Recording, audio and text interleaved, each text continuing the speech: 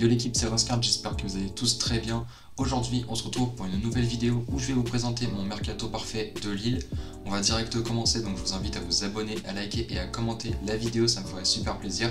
Et je n'ai plus qu'à vous souhaiter à tous un bon visionnage.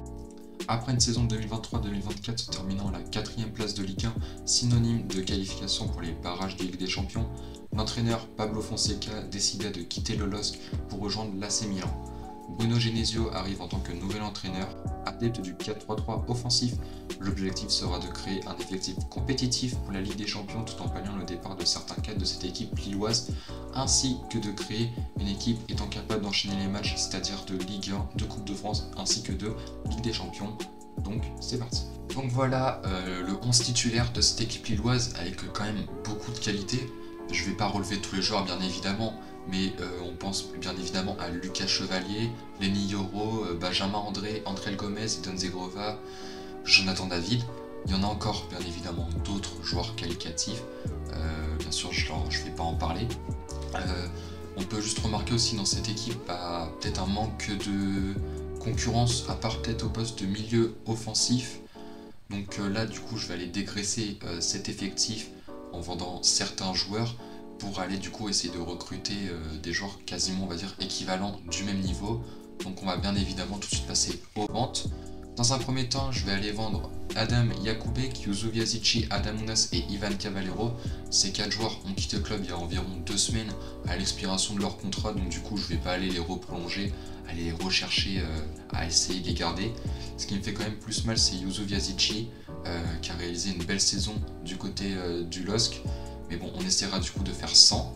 Je vais essayer d'aller prêter Ignacio Miramon, Thiago Moraes ainsi que Ivan Ilic. Ces 3 joueurs-là sont arrivés l'année dernière au LOSC, mais qui ont eu quand même très peu de temps de jeu.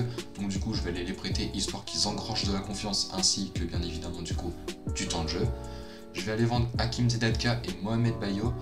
C'était 2 joueurs qui ont été prêtés l'année dernière, donc Zedatka au Real Zaragoza en Liga 2 et Mohamed Bayo au Havre. Ils ont tous les deux réalisé une saison peu convaincante, à part peut-être pour Mohamed Bayo. Je vais bien évidemment aller vendre Zedatka du coup pour 1 million, ainsi que Mohamed Bayo pour 5 millions. Cas assez compliqué par contre à aller vendre, là c'est Samuel Umtiti. C'est un joueur qui malheureusement ne joue pas, qui se blesse souvent et a un salaire quand même assez conséquent. Je trouve que aller le vendre c'est une bonne option pour sa carrière à lui ainsi que pour le LOSC. C'est un joueur quand même qui peut toujours avoir la cote en Italie, lui qui avait réalisé de belles performances surtout du côté de Lecce en Italie. C'est pourquoi je vais aller le vendre 2 millions, histoire de lui redonner un nouvel élan à sa carrière. Choix compliqué aussi c'est d'aller vendre Gabriel Gudmundsson. Joueur qui a montré de belles choses au LOSC mais qui est quand même assez fébrile selon moi pour aller jouer l'Europe. C'est pourquoi je vais aller le vendre 5 millions et on ira le remplacer avec peut-être une doublure, enfin un remplaçant de meilleure qualité.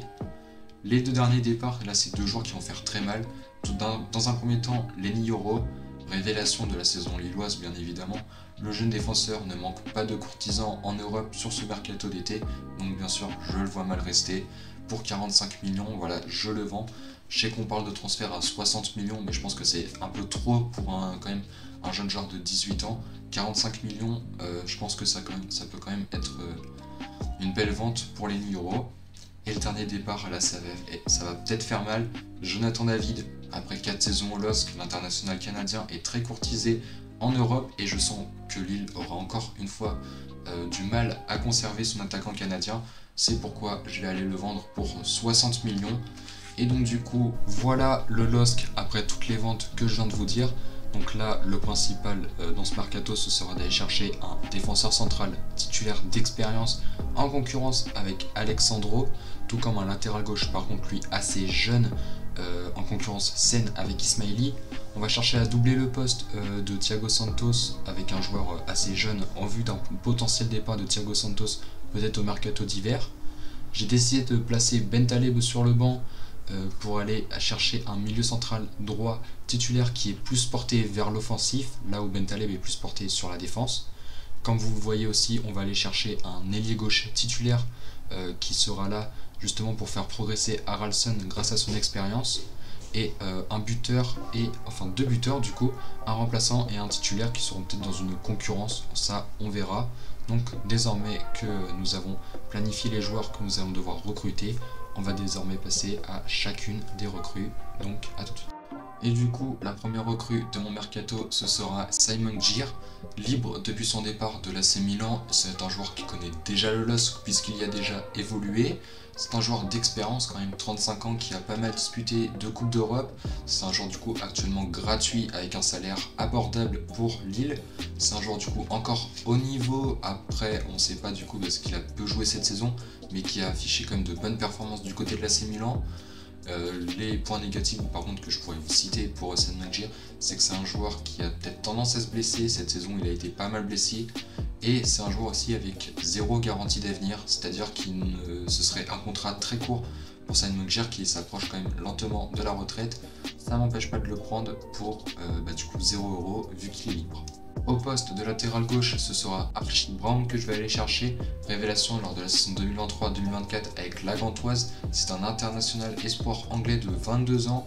Je vais l'installer comme titulaire sous l'aile d'Ismaili, qui sera en concurrence saine avec Ismaili, qui sera là par contre pour le faire progresser. C'est un joueur qui n'hésite pas à se projeter, qui est très endurant, qui possède une belle qualité de centre, qui est aussi bon dans ses retours défensifs où il s'impose au physique. Par contre, ses points négatifs, je dirais son inexpérience parce qu'il est quand même assez jeune et qui a peu disputé l'Europe. Et son prix, c'est un joueur qui sera quand même un peu cher pour un jeune qui sort de sa première saison complète, et sûrement car la Gantoise ne veut peut-être pas le voir partir. C'est pourquoi je vais aller chercher Archie Brown pour 8 millions et je l'installe en tant que titulaire. Au poste de latéral droit, en tant que doublure de Thiago Santos, je vais aller chercher Brandon Sopi, le jeune latéral de l'Atalanta. C'est un joueur qui connaît Bruno Genesio, lui qui l'a connu du côté de Rennes. C'est un joueur qui possède un bon potentiel et je pense que l'Atalanta en veut plus. Pour raison, c'est un joueur qui possède peu de garanties car en déclin. On démontre sa courbe de valeur marchande sur Transfermarkt où il est passé de 10 millions à 2 millions. Et je dirais aussi que le principal problème, c'est ses blessures où il se blesse un peu trop. Je viens quand même le chercher en prêt avec option d'achat à 2 millions d'euros parce que du coup si Thiago Santos serait amené à partir et que Brandon Sopi performe, du coup je viendrais garder Brandon Sopi en levant son option d'achat. Et maintenant que le poste la défense est rempli, on va pouvoir passer au milieu de terrain. Le milieu central droit titulaire, ce sera Evander qui évolue à Portland en MLS. C'est un joueur qui possède une légère expérience en Europe du côté de Midtjylland.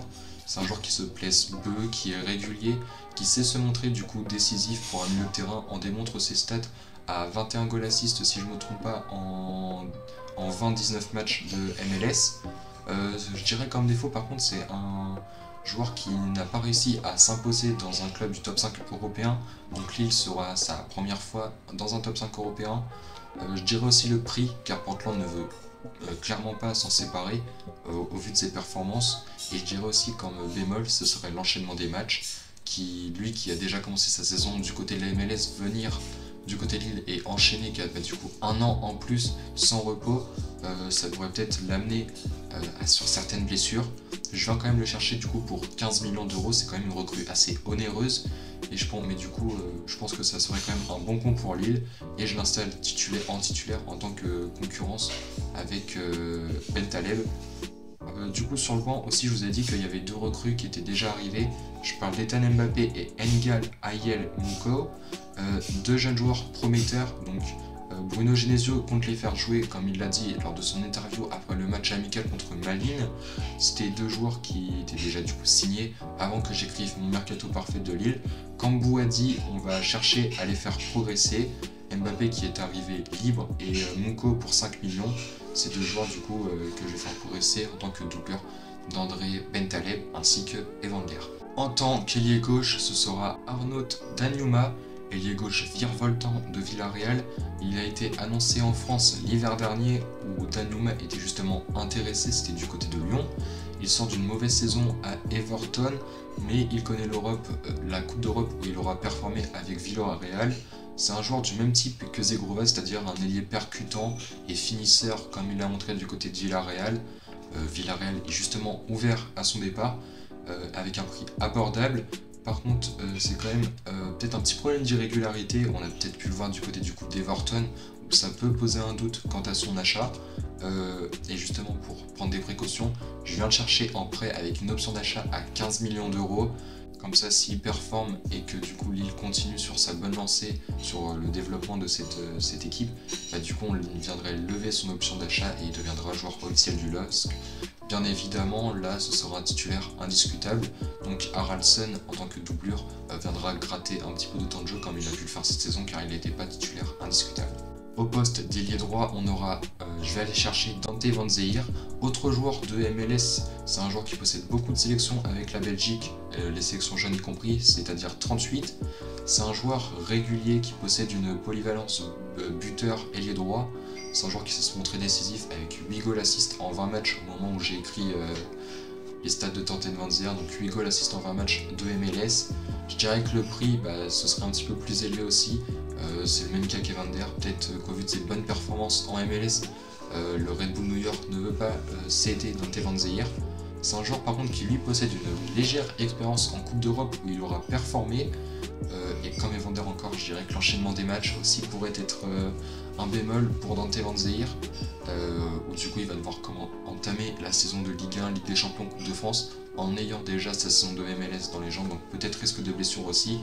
Heureusement que ça reste quand même une doublure, qui est le même type que Zegrova, c'est-à-dire que c'est un attaquant rapide, percuteur, finisseur.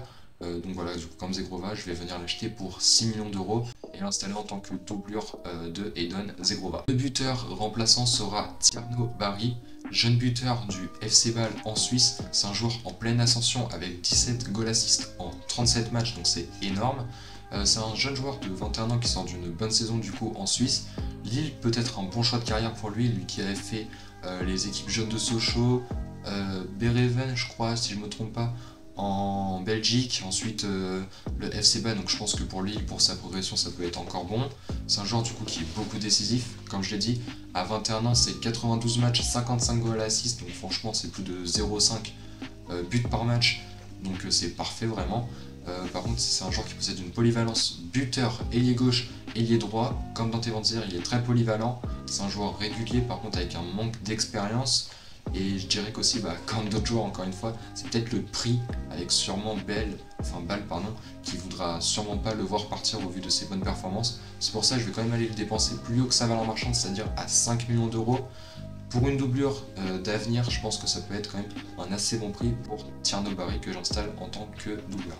Et le titulaire, dernier joueur de la vidéo, ce sera Elijah Adebayo, buteur de Luton en Championship. Il sort d'une bonne saison pour sa première en PL à 32 matchs et 10 buts. Malheureusement, Luton a fini relégué, mais en tout cas, Adebayo aura performé du côté de la Première Ligue. C'est un joueur qui peut être intéressé par l'idée de jouer la Coupe d'Europe avec Lille. Luton est en plus ouvert à son départ car le joueur est beaucoup courtisé. Je dirais par contre comme gros problème, c'est que c'est un joueur inexpérimenté en Europe, lui qui n'aura jamais connu d'expérience européenne, que ce soit Conference League, Ligue Europa ou Ligue des Champions, et peut-être aussi une peur de l'étranger, parce que c'est un joueur qui a fait toutes ses catégories jeunes et toute sa carrière professionnelle du côté de l'Angleterre, donc peut-être une peur de l'étranger. Comme point positif, c'est quand même c'est un joueur qui sera peut-être pas dépaysé, Lille qui est quand même assez proche de l'Angleterre, qui fréquentera des joueurs anglais comme Brown ou Gomez, qu'il a fréquenté en catégorie U23 où ils se sont affrontés plusieurs fois quand Gomez était à Manchester United et Adebayo du côté de Fulham. Je viens l'acheter 18 millions, comme type de joueur, c'est un joueur un petit peu comme Jonathan David, je vous aurais dit, c'est un joueur renard des surfaces qui participe au jeu défensif et qui est décisif. Quand on regarde sur FBref, c'est tout simplement propre pour moi. 70% de passes réussies par match avec beaucoup de passes reçues et pas mal de dribbles réussis. Franchement, il a tout pour moi d'être la recrue parfaite au poste de buteur. Et je pense que 18 millions, c'est certes cher, mais je pense que pour le joueur qui est Elijah Adebayo, ça fera complètement l'affaire. Et voilà l'équipe, là on a terminé cette équipe du LOSC. Au total, on aura dépensé 57 millions d'euros avec quand même des recrues assez onéreuses, comme j'ai dit, par exemple Adebayo ou Evander. Par contre, seul bémol, c'est que l'équipe a beaucoup perdu en valeur marchande. Elle est passée de 287,5 millions à 213,7 millions, c'est-à-dire un déficit de moins 73,8 millions. Honnêtement, c'est quand même d'autres joueurs de qualité qui sont venus remplacer David ou Yoro. Même en cas de non-qualification pour la Ligue des Champions, je pense que l'équipe pourra quand même faire bonne figure en Europa League avec des joueurs d'expérience comme Dan Yuma, Sain Mangjir. ou des joueurs aussi d'avenir comme Archie Brown, Thierno Barry, Ethan Mbappé, N'Gaël Mouko ou encore Brandon Sopi.